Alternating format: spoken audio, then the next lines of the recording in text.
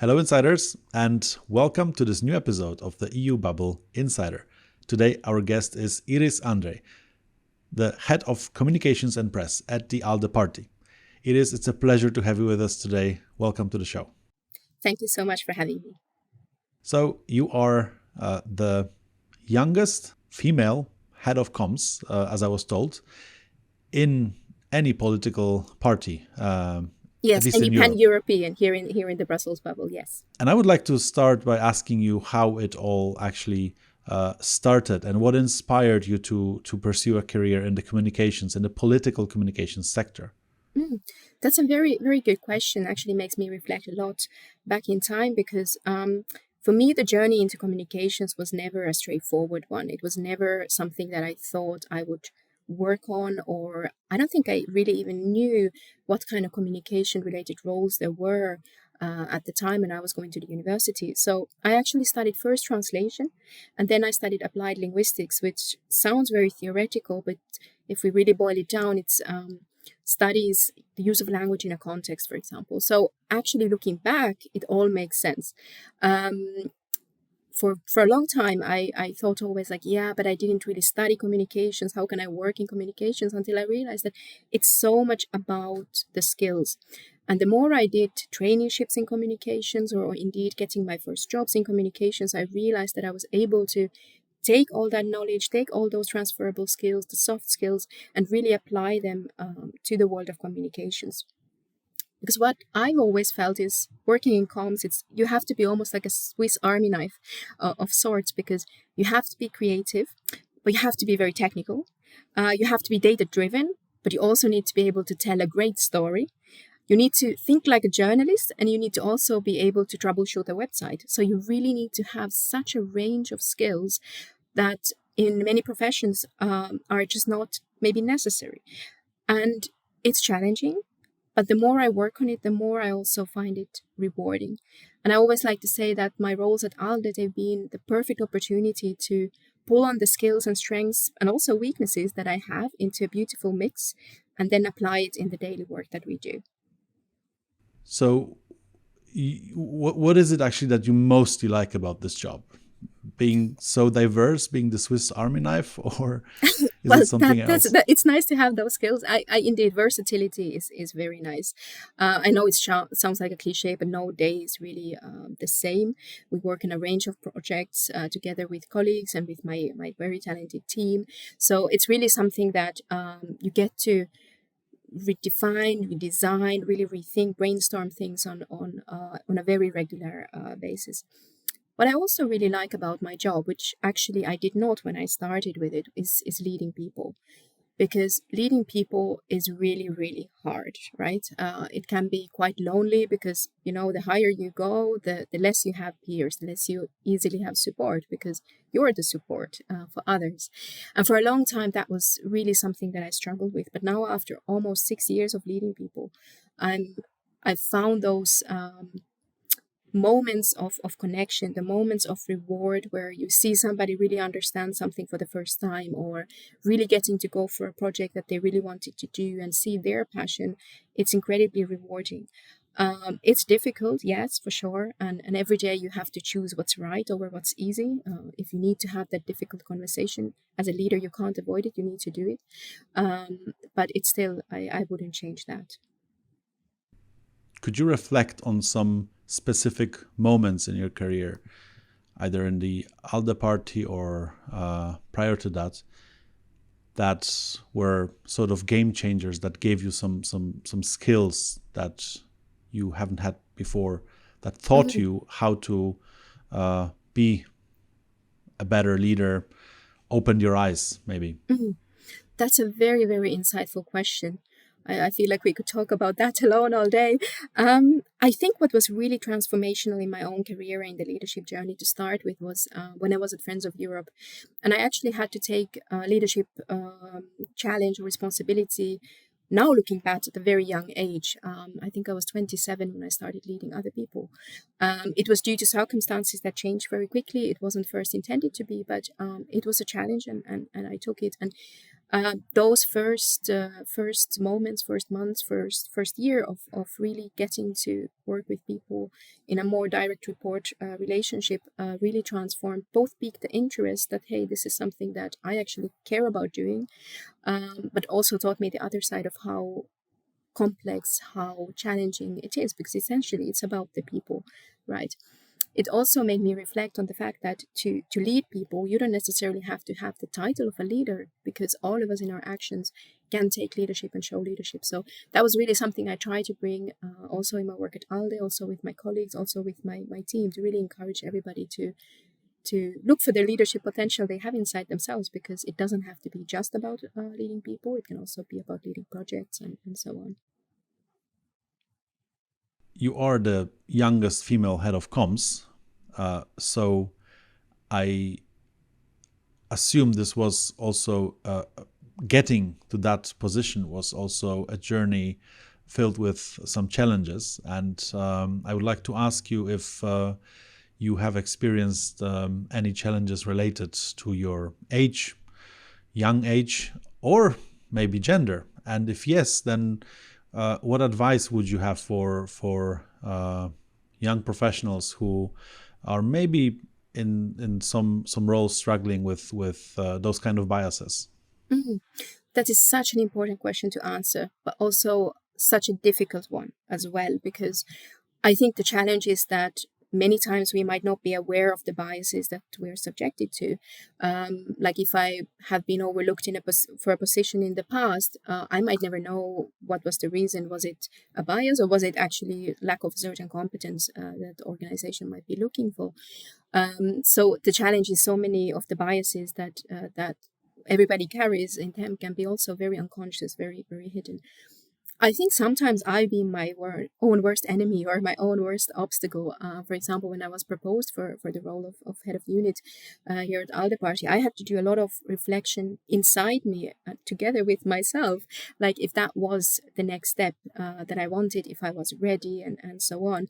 I guess in some ways you could say that I've been lucky that I haven't faced a very clear moment of like, okay, this is something that's not about me, but about my age or about my gender. Small moments for sure. For example, that I'm young doesn't mean that indeed I don't know how to lead a team. Sometimes that comes up, and I try to remind myself that I know that I already have 5 years of experience. It's not a lot, but it's still something. My advice would be to not hesitate to speak up if you feel that there is bias that you've been subjected to. You can have a very constructive conversation, whether it's a colleague or whether you're have applied for a position and want to ask for some feedback. So we should all try to be courageous about it, to bring up these things, because that's the only way really to also change and try to uncover those hidden biases that in the end most of us carry inside us. And I think I could add to that that if you're not feeling that the place you are in is a safe space to speak up, to voice your concerns, then that might be not a good place to be, and you probably should look for Absolutely, yes, a different yes. organization that is just better fit for a person That's like you it. with your mindset. Yes, because in the end we spend so much time at work, right?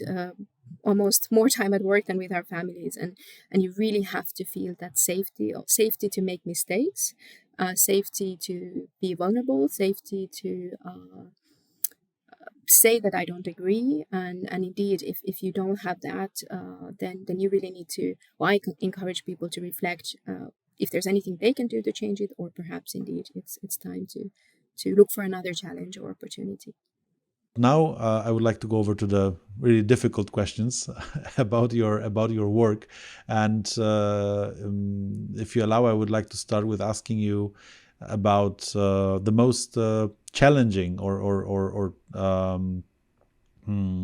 exciting, or preferably both, campaign or project you did recently with your team at the ALDE Party. So every campaign is challenging, right? That's a challenge when responding this question. Well, it's not recent, but I really have to mention the 2019 European elections campaign, because that was something very new to me. At Friends of Europe, we ran campaigns, but nothing in that kind of magnitude, because electoral campaign at the pan-European level is quite something, to be honest. So especially having just started at the organization, it was a lot of pressure. It was pressure to deliver. It was standards that I kept for myself to make sure that we meet the needs that we have. It was a very successful campaign communication wise. Together with our team, I was leading on the digital communication sites like social media and website. We had over 6 million social media impressions, 20,000 new followers. So in all standards, I still consider that as a great success. Other really memorable campaigns we've run is, of course, we launched our female empowerment training network, the Alliance of Her, a few years ago. And that was something that allowed me to work with the media in a very different way, through media partnerships with Politico, Euractiv, Brussels Times, and so on. It was something that I had not done before, but I thought, well, why not give it a try? And it was very memorable experience. And of course, we also run a lot of these smaller campaigns together with our unit and together with colleagues. And I think every time that we feel like we can make an impact, even if a small one, or even if we don't know at the time that, oh, we now made an impact and it's thanks to us that this worked out or this policy changed, it's still something that I think we should carry with pride, that we are making an effort, we are standing up for something, we are sharing our values and showcasing our work. So to be honest, I think every campaign in their own way is both exciting, challenging, and memorable. How do you know if you actually made impact? How do you know if a campaign that you have planned and executed went well? That's a great question. So of course, we do measure KPIs. So we have a range of metrics against which we measure our work. However, I think KPIs, they're always tricky as well, because you have what people call vanity metrics, right? The number of followers, number of likes, retweets, link clicks, these kind of things. They're very important, though, in the sense that it will help you quantify your work, and it will help you to pinpoint if there's something that, hey, consistently, for example, nobody clicks our links. What could we do differently? Is there something in the way that we share them, or are our captions too long and people don't even see the link?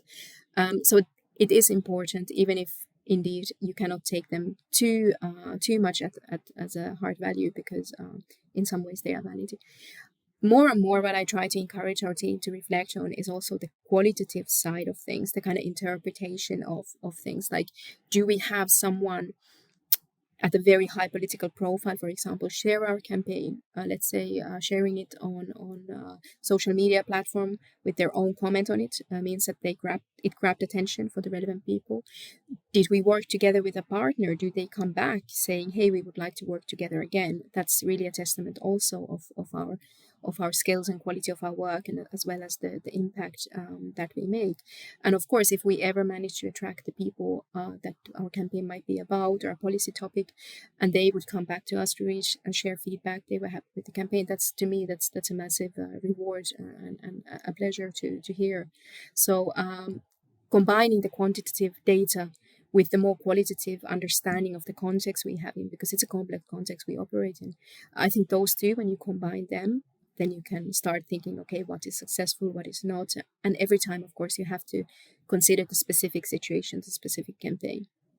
And sometimes you have to also accept that not every campaign or social media post, not everything goes viral, not everything will be massively impactful, but it's also a learning opportunity. It's also something that you can then strive on to do differently next time. So it's about the balance between quality and efficiency, but also the right amount of content. So you have enough activity that gives you an opportunity to actually catch those viral posts. So exactly, that's well put. It's a numbers game Exactly. to some To point. some degree, yes, yeah. And how far do you plan ahead? Because we are living in a very dynamic environment, and the political discussions can change within even a day. how far do you plan, and also how often do you revise your campaign strategy? That's a very good question. Again, it's true. In politics, you can wake up in the morning and the landscape is completely different one what it was just a couple hours before. I always like to tell my team. I think that's what our unit here is known for. That we try to plan ahead as much as we can, everything that can be, so that then as much of unexpected comes our way, because it will, that's for sure, we will have more leeway and room and time to then react. So planning is hugely, hugely important. It always depends a little bit on the project we are working on. For example, social media, some basic elements you can plan international days, for example, very well in advance. In a publication, it might be a scope of 2-3 months that you really need to plan the work to fit that moment. You might have a much longer project, even take a year to plan, let's say, a revamp of a website. So it really depends always on the actual challenge and task at hand. Revising the plan, that's also a hugely, hugely important step. You cannot be too stuck in your way, like, yeah, but I planned it this way. Sure. Sometimes we can keep that, sometimes we just cannot. Again, I think it takes a certain level of flexibility and understanding the context we operate in, and that things might change so quickly, or positions might change so quickly, that you need to have also a bit of planning, plan Bs and plan Cs sometimes available, so that you can change what you already have. So it's a very regular reflection, again, depending a bit on the topic, but it can, sometimes it needs to be done daily, sometimes it's better to reflect. And then, of course, in an actual electoral campaign, if we're thinking, then it's a constant reevaluation of how the landscape is working, which kind of debates will take place, and so on. So it's something that is always on the mind. And how do you view your target groups? How do you segment who you actually speak to, maybe on the national, European, regional level, or maybe you segment them in some different context? What's your approach to that? What works So for the ALDE I can Party? answer that in a slightly more generic level in communication. So indeed, it's very important to know your audience, know who you're talking to, also knowing your stakeholders. And that's something that I'm quite passionate about, stakeholder communications, and trying to map the stakeholders so that we know who we are and should be talking to, and also which communication channels should we use. Because for an external audience, perhaps Instagram is a good option. For an internal audience, you would not do that. So you really have to be aware of the different groups that you're working with. Of course, for us, the working language is English, which in certain ways limits that if we have an audience who does not speak any English, of course, then they can't really connect with us. But that's, of course, a choice that we've had to make to be able to operate, and also to match the other Pan-European political parties in their communications. It's very important to be aware also about modifying the message to your audience. So even if we would always plan, let's say, one core message, you need to be able to adjust it to the different groups that you have. And of course, our member parties do excellent work at the national level, talking to their supporters, their voters, the voters of their respective rival parties. So it's a complex network of things, I'd say. Okay, so those target groups require a lot of micro messaging, micro targeting of different messages, maybe also sometimes localized to national languages, not only English, as you mentioned. It's a limiting factor. Do you have any best practices to share how to do it efficiently, how to not get overwhelmed with the amount of details you have to consider when you actually tailor messaging to specific target groups? I think the key to keep in mind is that whenever you even start thinking about your core message, is that you then have to take a step back and still simplify it more, because simple often works, and simple is often the best solution. Putting things in a very clear way, it's hugely important, especially in quick medias like social channels or banner adverts in flashing on the website. You really don't have more than milliseconds to catch your groups and audiences. So really the simplicity is key. If you have any knowledge, like local knowledge, or people working more closely with a certain group that you want to reach, it's a good idea to also, of course, to discuss with them, because I'm originally from Finland. I might know what generally works in the Finnish context, but I could not do the same for Spain, for example, because I don't have that experience and I don't understand Spanish. So really using those kind of contexts, if you have, can be very powerful way as well. Really starting with the core message of what it is that you want people to remember after they have seen your message, what it is that you want people to know that you're standing for. And I would break it then down from there and trying to find ways. Okay, is it a language thing that you need to change? Is it do you know that in some context maybe you need to use a specific word that will work better? And these are all kind of things that in many political parties, of course, you do a number of testing. You do test political adverts and so on. So it's not random, and it takes a lot of time. And how do you balance facts and emotions in this field? That is so hard, because politics in the end, it's by people for people, right? It's people talking about people and things they want to do to benefit other people. And facts are great and you need them, but if you disconnect it from emotion, you won't get really far. So communicating emotion, communicating feeling, it's just so essential. What the extremist forces have been very good at is exactly that. But the emotion they've chosen oftentimes is fear. However, hope as an emotion can be exactly as powerful.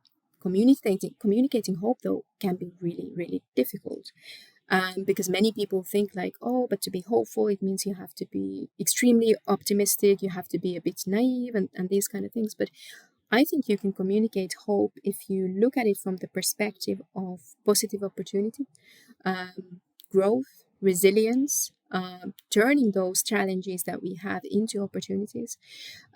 It's not just about being Pollyanna and everything is great and we shouldn't change anything. It's quite the opposite. But you cannot let just other forces do the emotional talking, because otherwise you will not get very far. And people are always looking for solutions. Nobody wants to have a problem. Nobody wants to be told about problems. You want to hear solutions. And I think if you can be a solution to someone's problem, then you're probably the answer. Or at least you're on your way to become the answer that they need. And I think that's something really good to keep in mind, not just in politics, but in general in NGO communications and so on, that you need to establish yourself as the solution. So taking into account all that you said, what are the skills that are most relevant right now for communicators? What, if you look for training for your team or for yourself, what is the most important thing to know and learn right now to stay on top of the game? Well, on the technical side, I'd say it's definitely the rise of artificial intelligence and the available tools.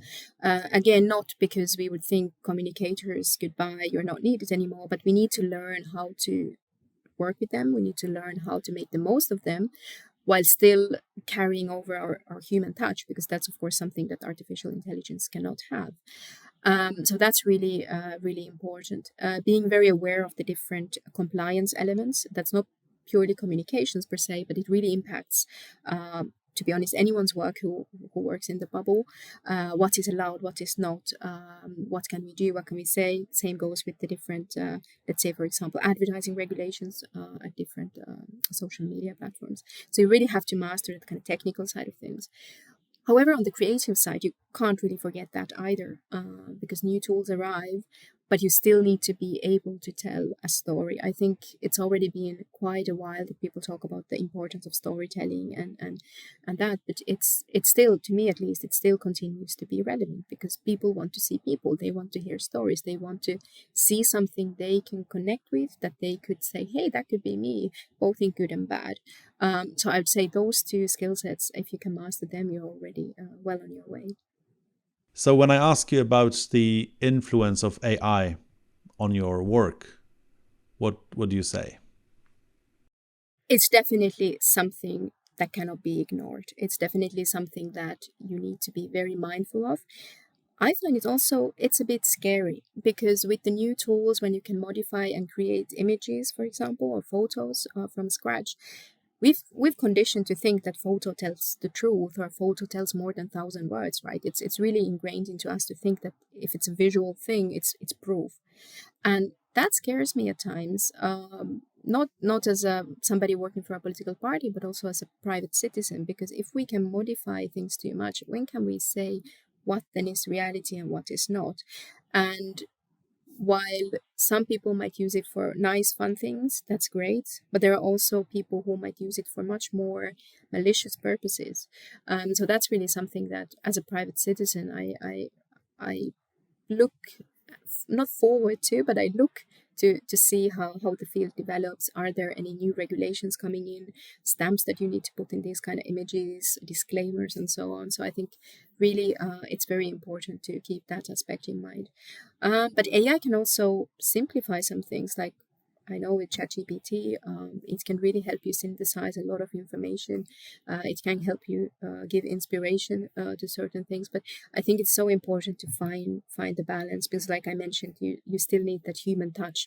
AI can't really communicate emotion like we discussed. You have to still have that human touch to really bring it about.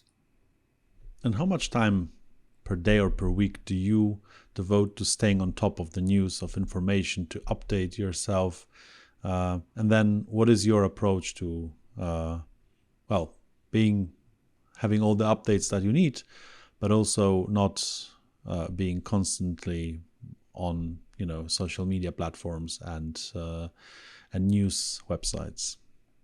That's such a great question. When I started at ALDE, actually, that was something I struggled with for a while, because I felt this like, oh my God, I have to be very much on top of all the social media and comms developments, while I'm also really closely monitoring everything that happens politically, because of course that's where your core positions and messaging and stuff come from. So I think over time I've learned to really utilize also the great colleagues that we have. We have great internal systems in place for sharing information when something happens. So this kind of burden of, oh my God, I have to know everything myself the whole time, it gets easier with time. You also learn to scale a little bit, like, okay, is this something that I really need to look on, or is this something that I can ask, let's say, a team member to investigate a little bit more and then give me a summary afterwards? Because, as you say, it can be very, very time consuming. I think there are great tools, newsletters around, which also make it easier. For news, for example, I really like the European Correspondent, which is here in the bubble, as well as they bring in news summaries from the member parties, or member countries, sorry, where our member parties operate. So it can really help scale what's topical there out in the field. Also, many social media platforms or tools have their own newsletters where they even summarize all the things that are coming up. For example, when Twitter became X, I almost within half an hour had a newsletter coming in summarizing, okay, what this could mean to you. Should you react right now? Should you wait? And it's a great also support to have when you have this whole community of communicators, might do nothing with politics but work on these platforms, and you can also utilize their knowledge and the skills that they've already learned. So it's really about finding those tools that work for you. And LinkedIn is great, to be honest. I used to, I think many of us first think, oh, it's like back in the day, like, oh, it's just your CV. In fact, it's a great way to find information as well, because you have this, somebody likes something and you didn't even follow that person, and you get a great synthesis of something or you didn't even know about, and now you do. So I really use LinkedIn, I'd say the most of all social media platforms for finding information and interesting new developments, and also to see nice visuals and all these ideas that we will need to stay creative and innovative. Our work today is not anymore connected to the office. We don't leave our work by leaving the office. It's the work is in our computers, phones. Do you actually have a procedure of disconnecting from work? Do you put your phone away, or are you always at work and you have some other way of actually handling your work-life balance? I think during pandemic, it sometimes felt like it was at work all the time, because then indeed we didn't have that natural outlet to, we actually couldn't go out, or we didn't get to go out. Um, One thing that really helps me is my young child, because with a kid, you have to be fully present. And you also want to be fully present because they are young only for such a small amount of time. You don't want to miss that. So that has really helped.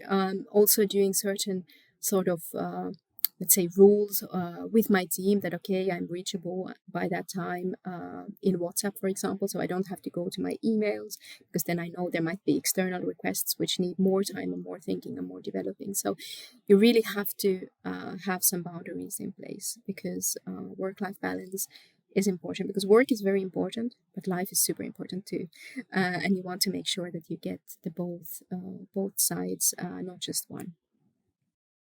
But from your perspective, this is something that can be done by a good regulation, like you as the team leader set up rules and people are already fine, or this is rather something individual that each of us has to figure out by themselves, how to actually maintain that healthy balance.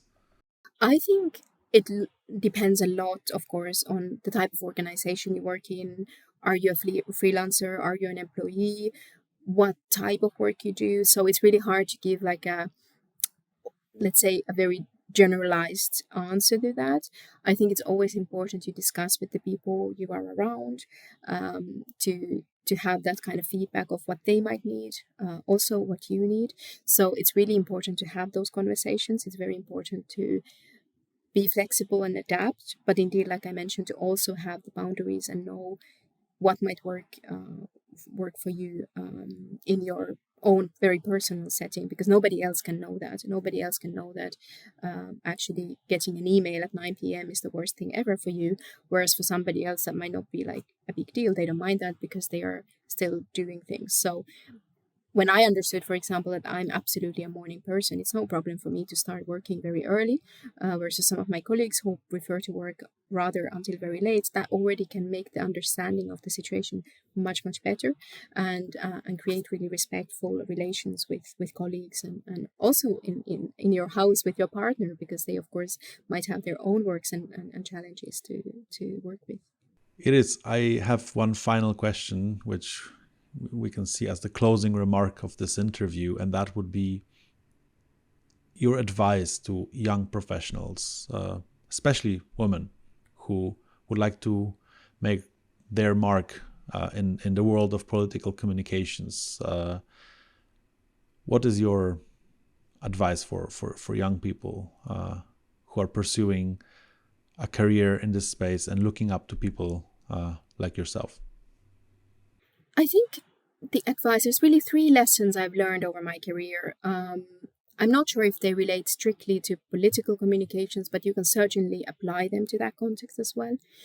The first lesson I've learned is really that you need to do the job you want, not the one you have. And now I know it sounds to somebody like, what does that mean? That means like I have no boundaries. People will give me tasks and I need to do them right away. I think that's actually exactly the opposite, because the secret is in the first part: do the job you want. And knowing what you want is sometimes really, really hard. It's much easier to identify what you don't want than the other way. And knowing what you want shows a high level of self-awareness, self-knowledge, which can then lead to self-confidence as well, which again, hugely important. No matter your role, your position, your organization, if you believe in yourself, that's something that you really can always carry with you. You do it for you, not for the job. The second lesson, which greatly relieved my this kind of existential stress back in the day, was to understand that there is no career ladder, so you don't have to climb, which is great. I'm afraid of heights, so that's great for me. Um, Actually, this comes from, it's not my invention, from Sheryl Sandberg, who has written this great book, Lean In. So anybody with women, especially with young families, can maybe find it very useful. She talks about career jungle gyms, which I think is such a simple but mind-blowing concept to think about your career very differently, because it's not just about going forward and then climbing really quickly and really high and that's the end goal. that can be it. Like, don't get me wrong, but it doesn't have to be it. Because sometimes moving sideways in your career, or even what seems like down, can actually be the thing that you need. Just to give a personal example, when I left Friends of Europe to join the ALDE Party, I was already a manager. I had a team, I had direct reports, and I chose to take a role as an officer without direct reports. And I had old colleagues, I had friends who were like, oh my God, why are you doing this? You're already a manager. You should only go to manager level or higher. Like, you're setting yourself back. Oh my God. And I was like, sure, but I wasn't looking at it from the title perspective. I was looking at it from the task perspective, because what better opportunity to learn and to hear from others than joining right before the electoral campaign? Stressful, of course, but amazing learning opportunities. So don't be too blocked to think that the only way is up, because maybe the way is sideways, and that can be just as rewarding. And then the third is really, you don't have to go about it alone. And I know it sounds again cheesy, like, yeah, create networks and top your game in all these rentrée parties that Brussels is full of. But I'm actually a terrible networker, which is ironic because in a way politics is a business of networking. And I felt really bad about that for a long time. I was like, oh, damn it, it's my weakness. How can I like turn it? Why can't I talk to people? And then I realized that actually it wasn't the networking, but it was the context you're doing it in. And when I started identifying opportunities which more suit my personality, my preferences, for example, there is a comms agency called Iiris André, who do kind of breakfast chats for women in public affairs and communications. For me, as a morning person, as somebody who is not very notorious for just talking to a big group of strangers, something like that is way more doable, way more achievable. There are mentoring networks in Brussels, especially also for women. There are other events geared for young professionals. So when you identify what you feel comfortable with, then you can also challenge yourself to go a bit beyond. And maybe one day I'll be in a evening networking event, and I won't be just silent. So if you see me, come to talk to me. So it's really something that you can do. So to sum up, really 3 lessons for your career: do the job you want, not the one you have. There is no career ladder, so you don't have to climb anymore, and you don't have to go about it alone. Wow, this is I think very valuable advice, especially for people who are struggling to find their place in their career. Maybe having some conflicts with the inner voice telling them, hey, I would like to do it my way. So what I hear is that you actually encourage people to do things their way, and through that maybe make a more significant contributions to the jobs they have. Do you feel you were able to make more because you did it your way? Yes, and it's not always indeed about your way. I mean, I'd say learn to know you and learn to know your strengths, weaknesses, and then be willing to work on those weaknesses alone, together. So I think that's the most important thing to keep in mind, because at the end of the day, we have the longest relationship in this life with ourselves. That's undeniable. So if you learn to know yourself, especially if you're able to do that fairly early on in your life or in your career, that's such a strength, and that will carry you forward. And like I always say to my team here, we're not doing these things just for work. We are also learning them for life. There are things that you can take on no matter where you might go next, no matter the challenge you have ahead of you. So you can really transfer your knowledge. And I think that's such an important message. I wish I had heard that message when I was younger, and I'm really happy if I can share it now with even just the one person. And I'm very thankful that you're actually sharing it here on the podcast. I really appreciate your time today. Thank you so much.